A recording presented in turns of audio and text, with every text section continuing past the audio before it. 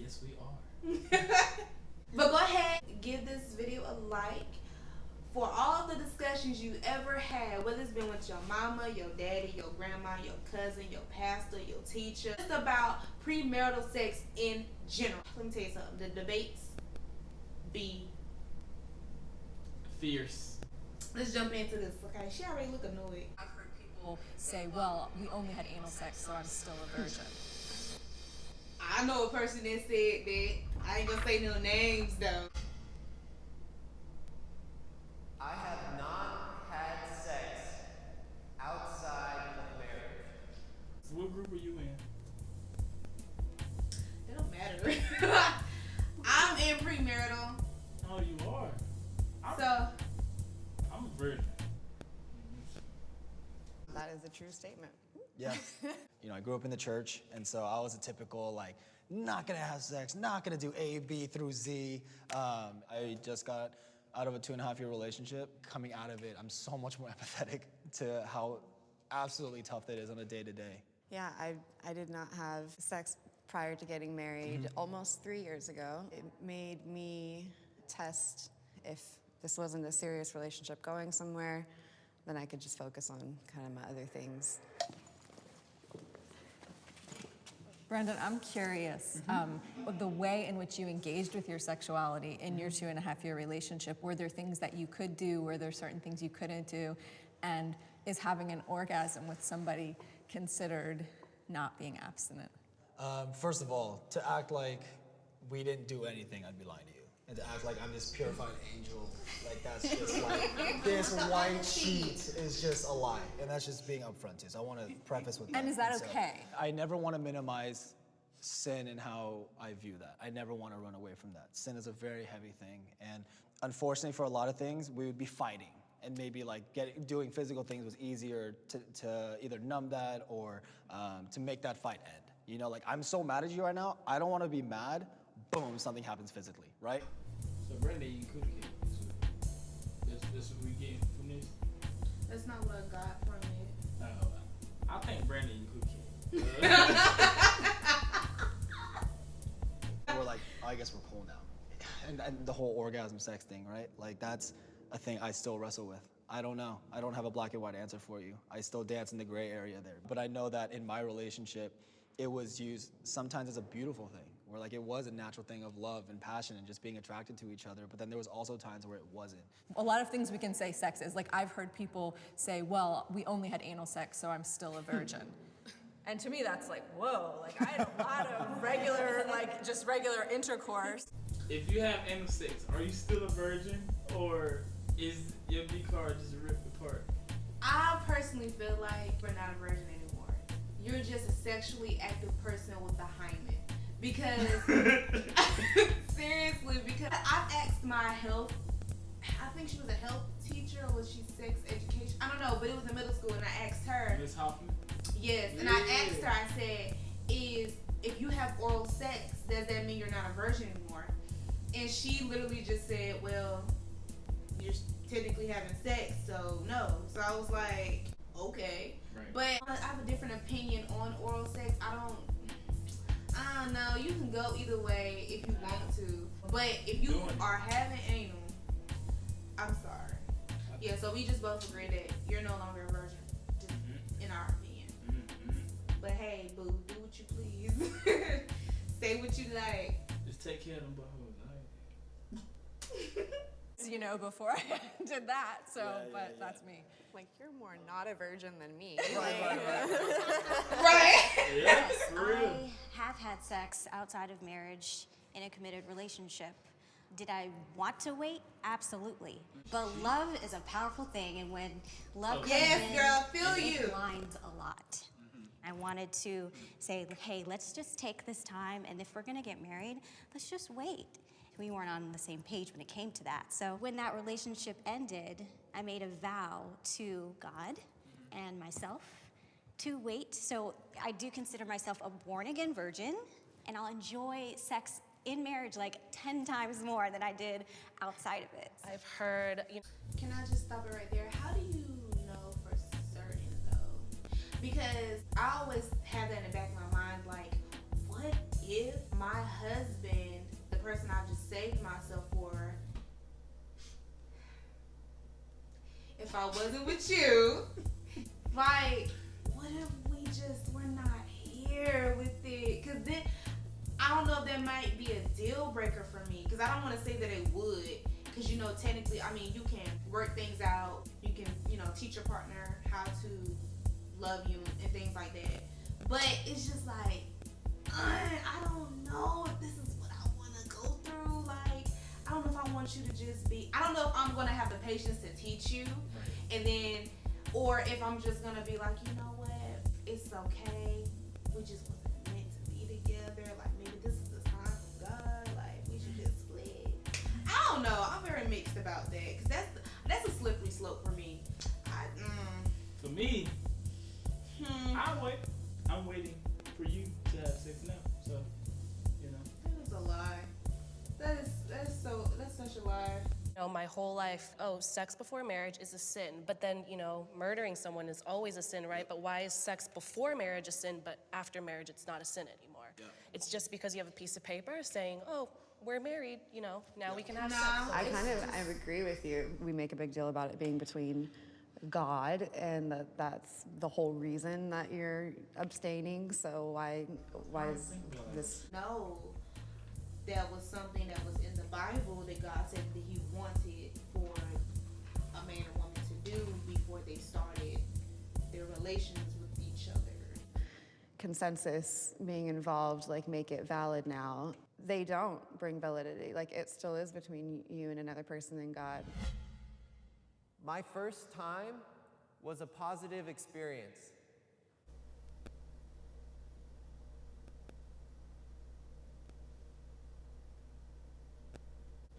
You got the flow? Man, look. Was your first time a positive experience? Yes. Was your first time a positive experience? Nope. I was She scared. My first time was with my first serious girlfriend towards the end of high school. I look back on it really fondly, and we were losing our virginities together, which I think was a really nice thing to share. I lost my virginity in like one of my first long-term relationships also. We were both virgins, which is good because like neither of us knew what we were really doing. So it was awkward, but it was positive. I mean, I always went into it thinking, oh, the first time I have sex, it's gonna hurt, it's gonna be so bad, my heart's gonna feel so sad that I'm not married and stuff, but I felt none of that. I was like, this is great. Yeah, my first time was hilarious. I was almost 28 years old and I'm still a virgin on our wedding night. So the honeymoon, it got a lot better. You know, argument used so much against abstinence and celibacy is that, how do you know what you're doing? How do you, like, you're not gonna be trained. I think there's a cool part of learning that process with each other and learning that with one person. And I think that's just something that helps you appreciate and love that person more. My first time having sex was not a negative experience. It just wasn't necessarily a positive experience. I was 14, and I just decided I had to do it. I had sex in the back of a hot rod car with a guy who was, I think, about 18. The way in which it was positive now, when I look back on it, is that I started young and I had a lot of colorful experiences, some of them positive, some of them negative. But now I'm able to take all of that experience and use it to help other people. Sex can be just physical. Never! I think so. Grace? Well, I think it's a personal. Okay, I take that back. It can be a personal. I guess it's situational. I think so. But I can't see myself just having sex with somebody just to have sex with them. Like. But I think that's the difference between guys and girls. That's why it's so No, hard. because some girls can just have sex with you. Some, but not most. Well, we haven't taken a poll or anything. You can't just say most. Kara, we know this, man. No, we don't. Kara, No, we don't. all your friends have this. We know this. That was so disrespectful. It may be some women out here that can just do that. I personally won't. I'm not going, no. Well, so you feel like it can be just physical? Yeah. Just on guys or both guys and girls? I feel like both guys and girls can have that. I think it can just be physical. I've had sex with people that I mean, they were cool, but like I wasn't interested in anything else other than sex, and then that was it. And you know, they go on and I go on, and it was fine.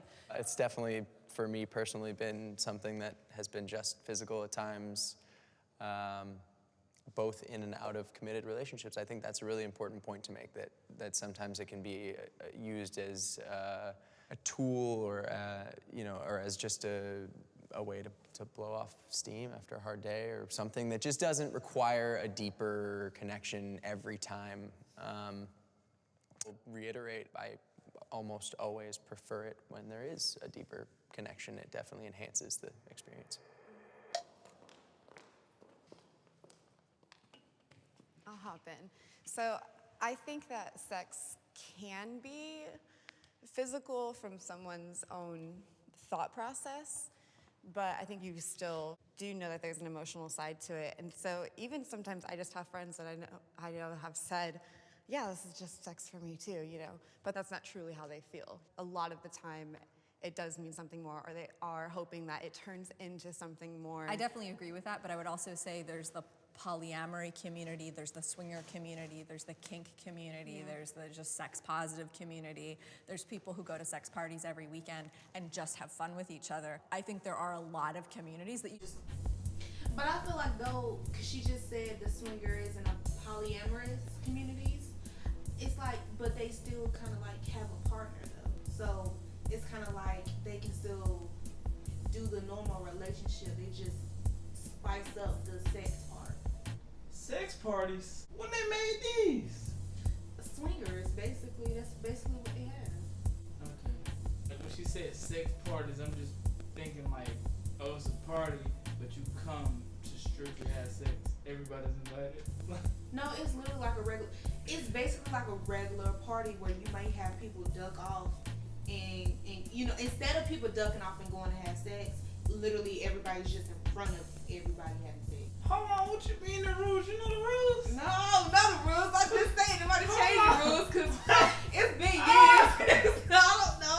They might have added some stuff, taken away some stuff. I don't know. Can we just finish? My girl been swinging.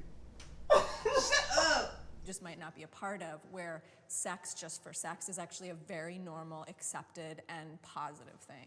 And that's fine and well, but I do believe that when two people are connected in an intimate way, a soul tie is connected, and when you are about to enter into another relationship or enter into something new, you're carrying someone else with you. It's like a web that's being weaved into someone else. It's an emotional attachment.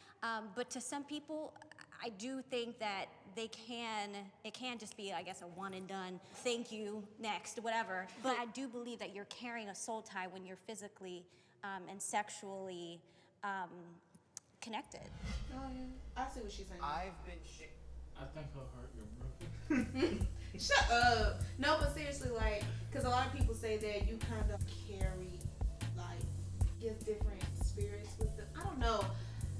Y'all seen the many Facebook and Twitter posts where it just tells you, like, how you should be careful who you sleep with, because not only you're sleeping with whoever they sleep with, but just the whole spiritual part of it. Like, I promise you, you know what I'm talking about. I just can't recite it word for word. I've been shamed for my sexual choices. Yeah, I sit down with you quick. Yeah, I've been shamed on both sides because I grew up in the church too, and when I was not having sex, I was shamed by my friends that were, and then once I started having sex, I was shamed by people who were in the church who weren't having sex. Yeah, it's crazy. On either side, I think you're just gonna get shamed depending on the kind of people and the communities that are in your life at that point in time. There is that aspect of it, of being shamed for not doing it, right? Mm-hmm. And you know, I work at a place where I am one of very few believers in my company. People being like, you don't sleep with your girl? Come on, bro. Like, you know, and I've had that, and that feeling of like that pressure of like, am I supposed to be? Like, would that make it easier? Would my relationship be better? And like, and you start going to, is it worth the shame from the church? Is that worth it? Like, and you know, and that's a constant battle. I always loved sex, and I had a lot of sex when I was a teenager, and I definitely had comments like, oh, Jessica will have sex with anyone, and that wasn't really the case. but I definitely got Can we just take a moment and like honestly say that within like your family, you can get shamed too, like especially if you just like especially if you just have like a cousin or a friend or something, and you know they're real not sexual, but they're just Sexual active. Whenever they see them coming, it's always like like they give them the look, they just, you know what I'm saying. So I say too, like even in communities and stuff like that, like you get really like shameful Comments to it. But I would say, because you also get shamed by association too. I would say this. It's like I don't know why I pointed just now. You viewer, Yep. you're being shamed. You get shamed because like if you don't have sex and you are around friends that does have sex, it's like, man, you a virgin, you ain't doing nothing. But despite of that, let's say you do have sex. Now the argument is, oh, she ain't better than my girl. The girl you had sex with ugly. She a hoe. She ain't nothing. And now it's like, well, if like I'm having sex, but now it's like the people I have sex with, they're not no good. Oh, they gotta like, meet a standard. Yeah. You can't just be out here with anything. You gotta have the baddest of the baddest. So then, like as a man, you're putting this perspective of like, oh well, now it's a competition. Now I need to go and find the best looking girl to have sex with.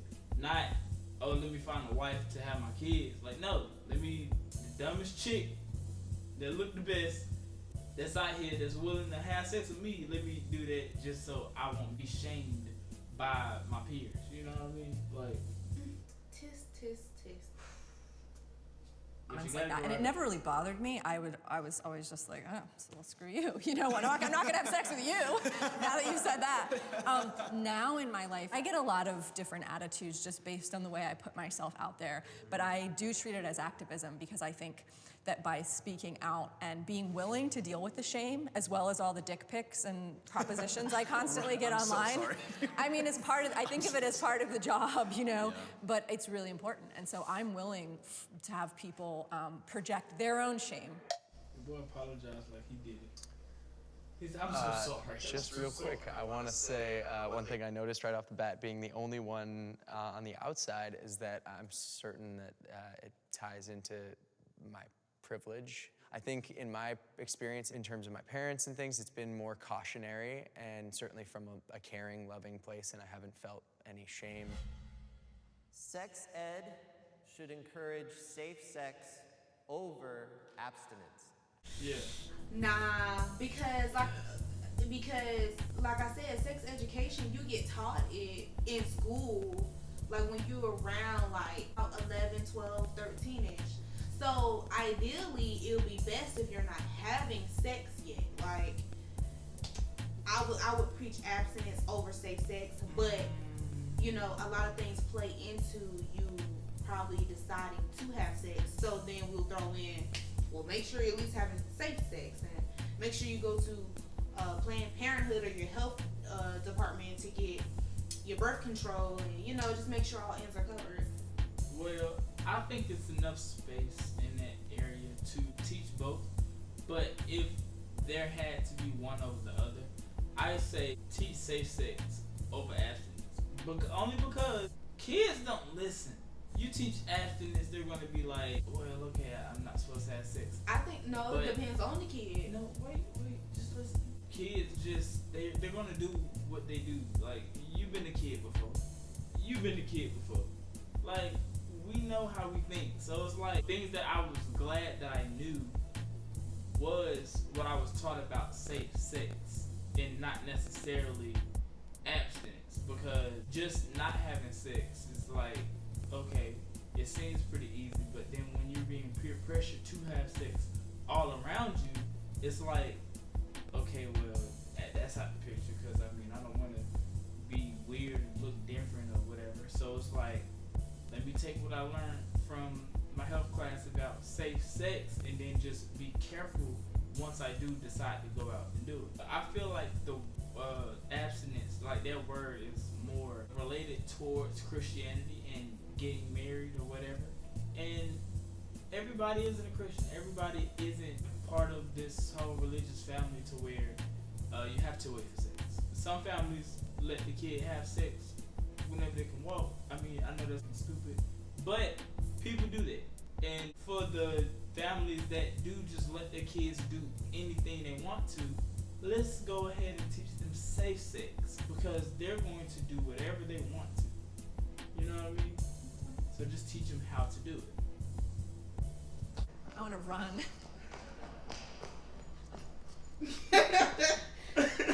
Okay.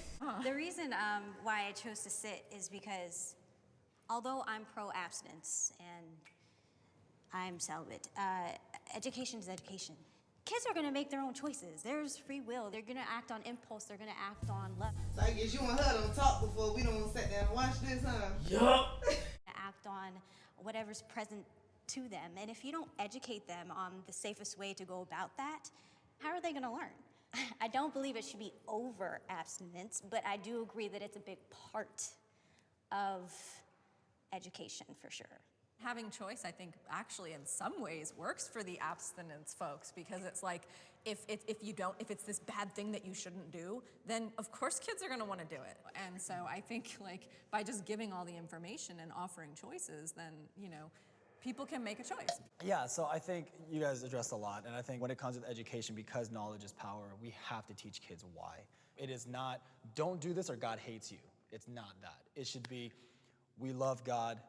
God sent his son who gave us the ultimate sacrifice. And so we are sacrificing a physical thing that we are naturally drawn to.